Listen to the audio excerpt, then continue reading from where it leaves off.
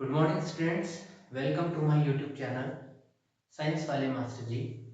बच्चों, आज के इस क्लास में हम पढ़ेंगे esterification reaction, carbon and its compound का सबसे इंपॉर्टेंट टॉपिक जो हर साल सीबीएसई या स्टेट बोर्ड में पूछा जाता है। चलिए देखते हैं कौन सी रिएक्शन है एस्टरिफिकेशन रिएक्शन।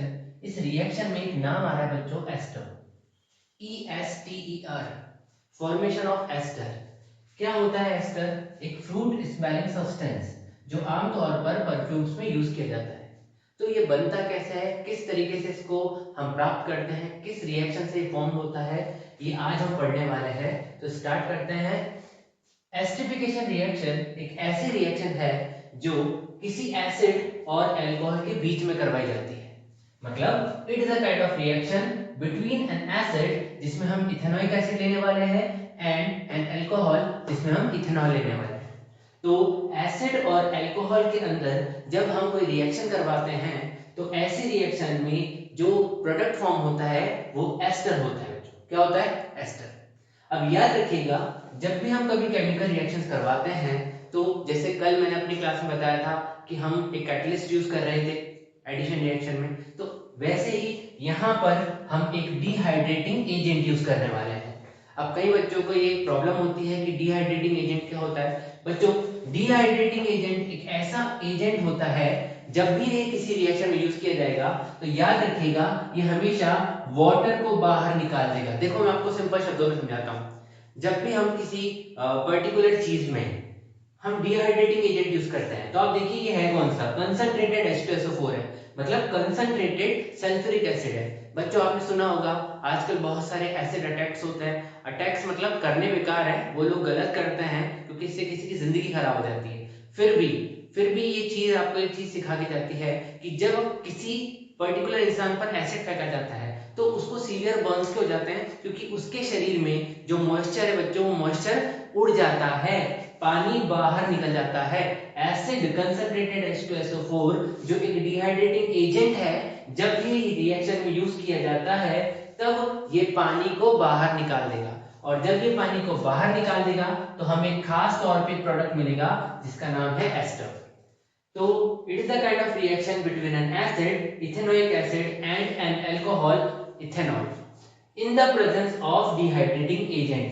ये बहुत इंपॉर्टेंट है, पूछा जाता है कि डिहाइड्रेटिंग एजेंट कौन सा है। ठीक है, अब देखिए प्रोडक्ट फॉर्म में लिखा है मैंने कि एस्टर फॉर्म हो रहा है, तो कई बार इसका ये वाला इंपॉर्टेंट फॉर्मूला पूछा जाता है, CH3COO C2H5। ये बहुत इंपॉर्टेंट है। अच्छा, इसकी कभी कभी प्रॉपर्टीज भी पूछ ली जाती हैं, जैसे कि एक फ्रूट स्मेलिंग सब्सटेंस होता है, use in making perfumes, perfumes और बहुत सारी चीजों में यूज होता है। तो ये चीजें हर एक इंपॉर्टेंट है, आप अपने नोट्स में लिखते चलिए। जो बच्चे, जो लोग मुझे सब्सक्राइब करते हैं, जो मेरे चैनल पर रेगुलर वॉच करते हैं, वो बच्चे घर पे अपने नोट्स बना सकते हैं, ये आपके बहुत काम आएंगे। अब हम रिएक्शन देखते हैं, रिएक्शन कैसे होती है। तो बच्चों इस रिएक्शन को आप इस तरीके से समझेंगे, आपको बहुत इजीली समझ में आ जाएगी। देखिए सबसे पहले हमने लिखा इथेनॉइक एसिड, जिसको हम रिएक्ट करवा रहे हैं किससे? इथेनॉल से। जब हम इसे रिएक्ट करवाते हैं तो देखिए डायरेक्शन ऑफ एरो पे मैंने लिखा हुआ है कंसंट्रेटेड H2SO4, ये एक डिहाइड्रेटिंग एजेंट है, और यहाँ पर पानी के निकल जाने के बाद, वाटर के निकल जाने के बाद में एस्टर फॉर्म हो रहा है। क्या फॉर्म हो रहा है? एस्टर फॉर्म हो रहा है। अब यहाँ पर इथेनॉइक एसिड का हमें फॉर्मूला पता है CH3COOH, साथ में हम इसे रिएक्ट करवाएंगे इथेनॉल से। इथेनॉल का फॉर्मूला होता है C2H5OH। अब जब हम इसे रिएक्ट करवाएंगे तो डायरेक्शन ऑफ एरो पे अगेन आपको बार बार लिखना पड़ेगा एग्जाम में, क्योंकि एक डिहाइड्रेटिंग एजेंट है और बहुत इंपॉर्टेंट है। साथ में जैसे ही ये निकला, देखिए मैंने अभी आपको बताया था CH3COOC2H5, तो ये हमारा एस्टर फॉर्म हो गया और साथ में पानी बाहर निकल गया। बच्चों अगर आपको एग्जाम में ये चीज याद नहीं रहे तो इसके लिए मैं आपको सिंपल सी ट्रिक बताता हूं, इसे आप स्ट्रक्चर फॉर्म में ओपन कर लीजिए। तो देखिए CH3 तो C2 है, तो दो मैंने सी लिख दिए। आपने फंक्शनल ग्रुप जरूर पढ़े होंगे, तो फंक्शनल ग्रुप है हमारा कौन सा है? इथेनॉइक एसिड, तो ये फंक्शनल ग्रुप है कार्बोक्सिलिक एसिड।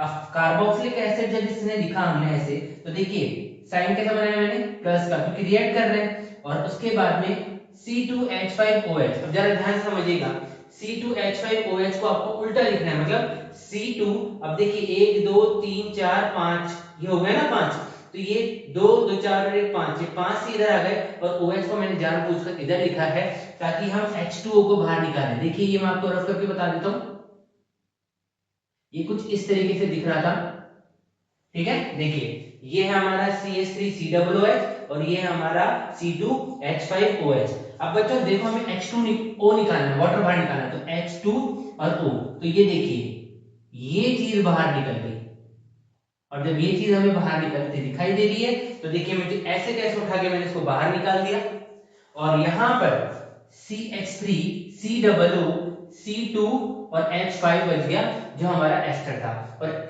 जो एस्टर होता है बच्चों, इसका पर्टिकुलर स्ट्रक्चर ये होता है, इसको ईस्टर नहीं बोलते, इसको एस्टर बोलते हैं, ठीक है। आई होप आपको मेरी क्लास पसंद आएगी। अगर आपको कोई भी कमी नजर आती है कृपया मुझे बताइए, और अपने सजेशंस और अपने ओपिनियंस कमेंट बॉक्स में जरूर दीजिए। आपको मेरा वीडियो कैसा लगा लाइक डिसलाइक करके जरूर बताएं। Thank you so much.